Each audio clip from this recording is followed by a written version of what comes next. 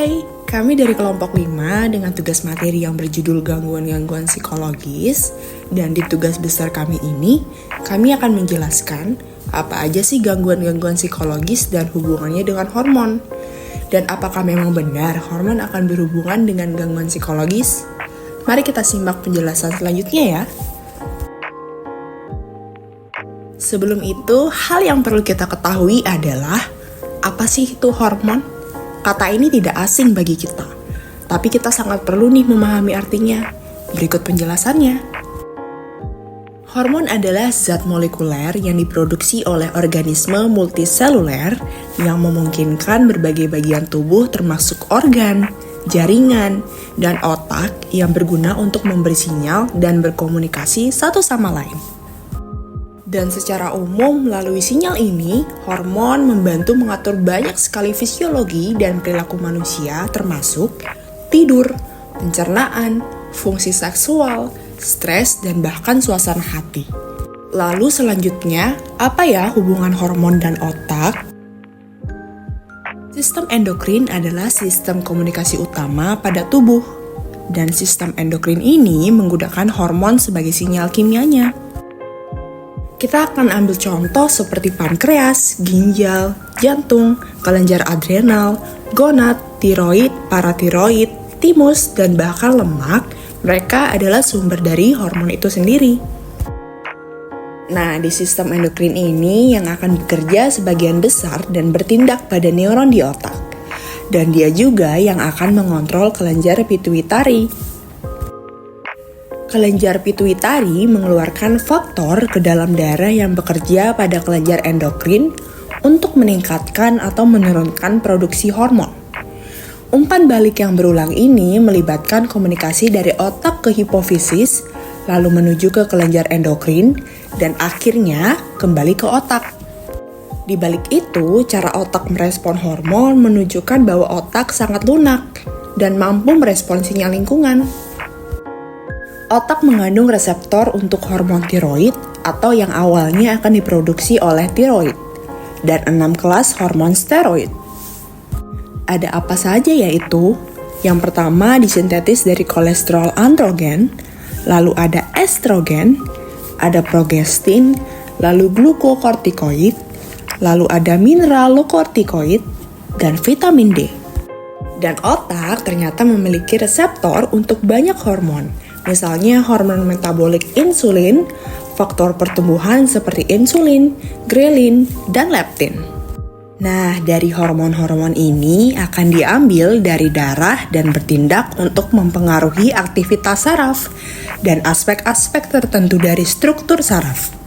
Dan perlu kita perjelas lagi, hormon adalah agen penting perlindungan dan adaptasi. Tetapi hormon seperti kortisol, glukokortikoid, dan juga dapat mengubah fungsi otak, termasuk kapasitas otak untuk belajar. Dan perlu kita ingat, stres yang parah dan berkepanjangan dapat mengganggu kemampuan otak untuk berfungsi secara normal untuk jangka waktu tertentu. Tetapi, otak juga mampu melakukan pemulihan yang luar biasa. Dan ada hal yang perlu kita ketahui. Ternyata ada beberapa hormon bahagia yang mempengaruhi kesehatan mental loh. Apa saja yaitu?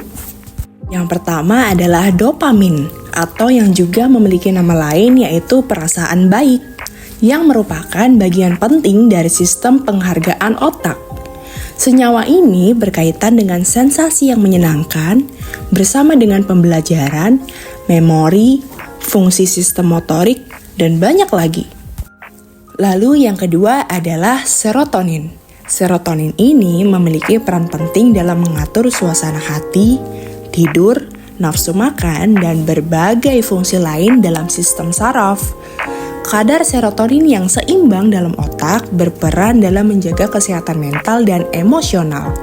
Dan ternyata, kekurangan serotonin dapat berkontribusi pada gangguan mood, seperti depresi dan bahkan kecemasan.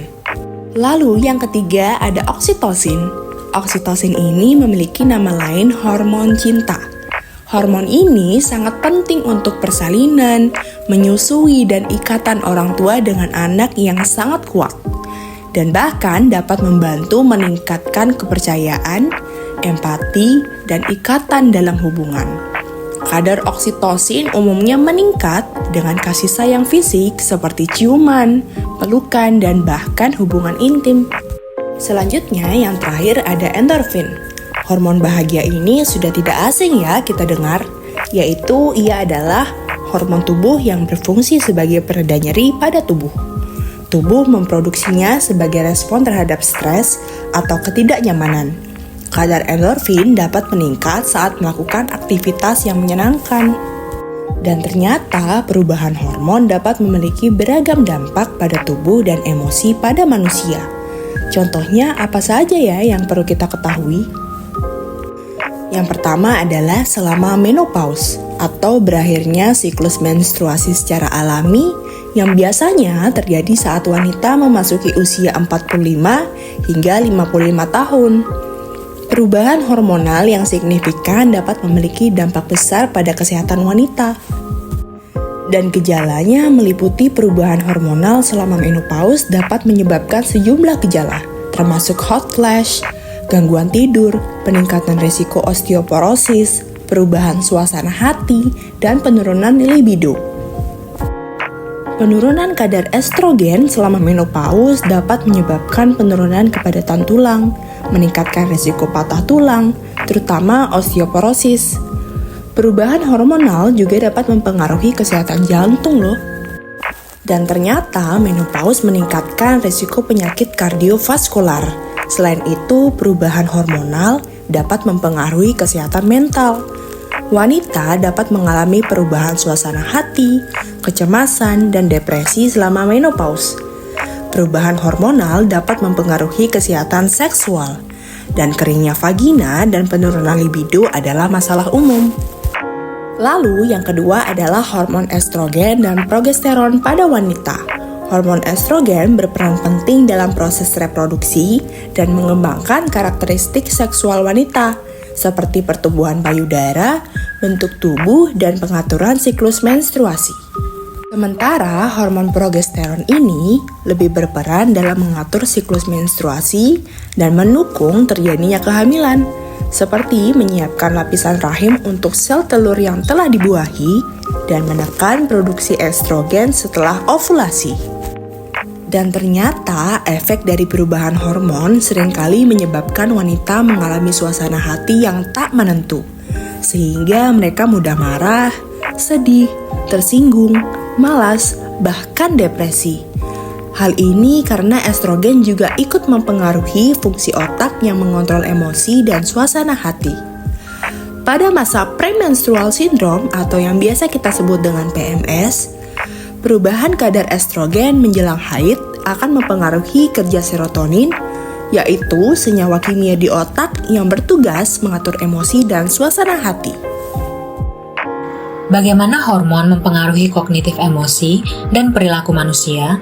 Hormon adalah pendorong perilaku dan kepribadian, dan sidik jari molekuler mereka ada pada aktivitas dan kejadian sehari-hari yang tak terhitung jumlahnya, mulai dari ketertarikan hingga nafsu makan.